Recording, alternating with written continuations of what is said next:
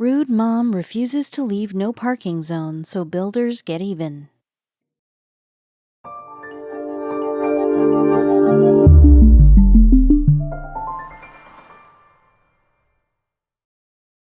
But before we start, please make sure to subscribe to m&rtv and hit the bell so you never miss any upload from us. Also, leave a like right now. Immediately, he knew this was going to be a long day. As if moving construction material up a hill wasn't hard enough, now he had to deal with an entitled woman who refused to move her car.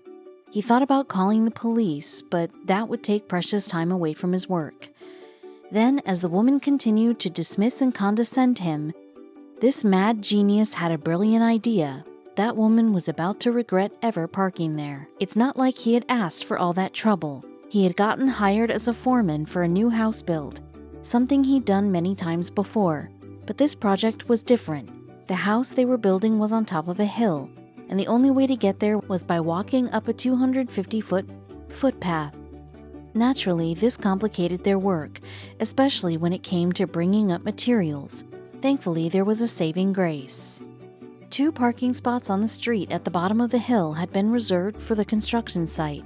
2 official no parking signs had been installed to deter anyone who may want to leave their car there.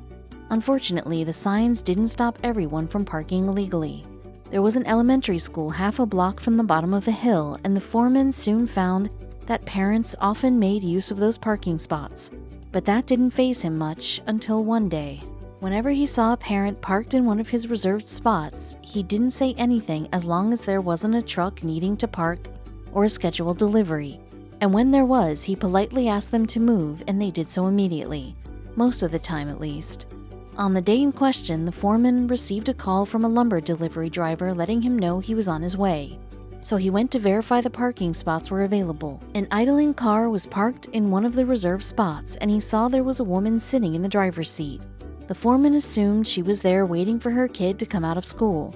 He walked up to her window and cordially asked her to move her car. Scoffing, the woman replied, "I'll just be a few minutes, and your truck isn't here. Take a chill pill, dude." And as the foreman processed the rude remark, the lumber truck arrived. The foreman thought that now that the truck had arrived, the woman would move her car and let them park. But all she did was roll up her window and try to ignore him. When he waved at her to get her attention, she rolled it down halfway and shouted, "What?" This time, with a stronger tone of voice, the foreman told her the truck needed the space to park. And that's when she said something that left him speechless. "Can't you guys just unload around me? Jesus, it's not that hard," said the woman dismissively. The foreman was astounded by her rudeness, but her remark gave him an idea. He went over to the truck and told him to park his truck parallel to the woman's car, and as close to it as possible. The driver smiled, understanding what the foreman had in mind. This woman was about to get a taste of her own medicine. Behind the woman's car was the construction worker's porta potty, and next to the 2 reserved parking spots was another parked car. The lumber truck was now blocking her side, effectively boxing her in next to the curb. The woman did not notice, though, as she was too busy pretending to ignore the construction workers she had just forced to park in the middle of the street. But there was one more thing the foreman needed to do. The foreman called the police parking enforcement office to let them know of the issue. "At this point in time, I was trying to get her in trouble. I just wanted a record of why we were blocking the part of the street so we don't get in trouble with the city," he wrote. The officer told him that she would be there in 30 minutes, but she just wasn't quick enough. When the woman's kid appeared, and all hell broke loose. The woman tried to exit her car to greet her son, but the door wouldn't open all the way.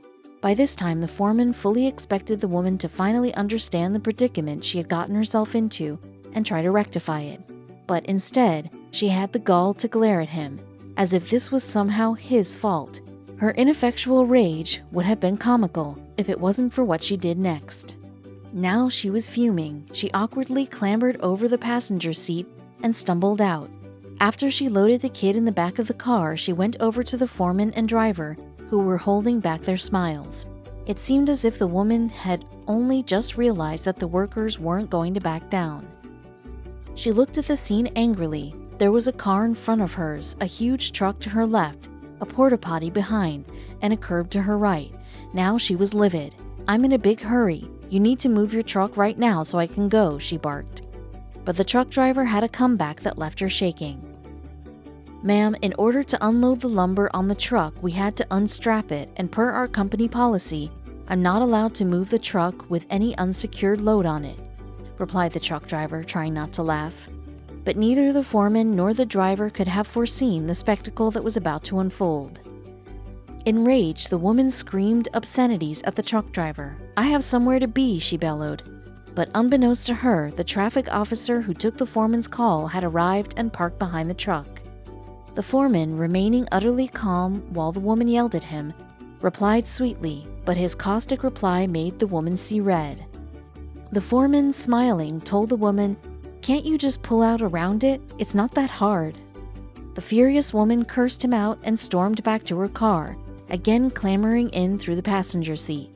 As the officer walked up to the foreman and the driver, the woman slammed her car in reverse and stepped on the gas. She spun her wheels before backing up into the porta potty behind her, knocking it over with a crash. But she wasn't done. She then charged forward in an attempt to drive over the sidewalk. The three onlookers couldn't believe what they were seeing.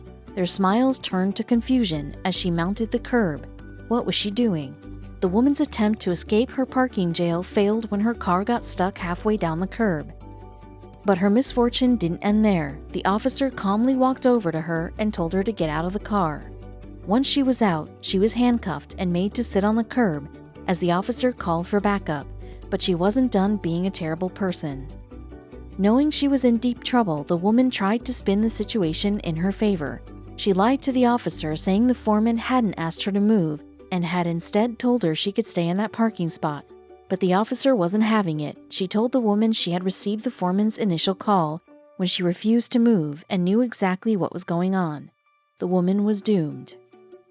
While myself and the driver are giving a report to the second officer, my guys finish moving the remainder of the lumber and the driver finishes his statement and takes off to go to the yard, the foreman recalled. By the end of the ordeal, she was arrested, charged with reckless driving, destruction of property, the porta potty, and driving on a suspended license. Her car was towed and her son's grandmother was forced to come and pick him up while the woman was taken to jail. I never expected her to actually heed my advice, too. Just pull out around it, but I think next time she'll probably think twice about parking in a towaway zone if she ever gets a license again, concluded the foreman.